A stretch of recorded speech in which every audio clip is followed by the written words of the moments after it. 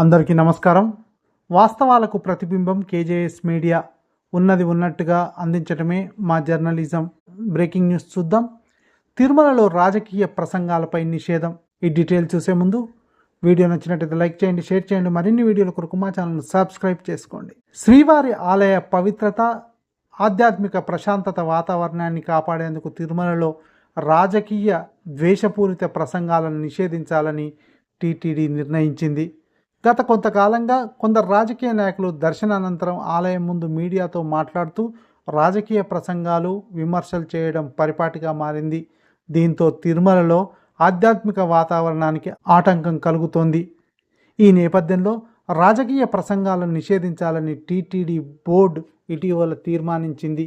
దీన్ని తాజాగా అమల్లోకి తీసుకువచ్చింది. నిబంధనల ఉల్లంఘిస్తే చట్టపరమైన చర్యలు తీసుకుంటామని పేర్కొంది.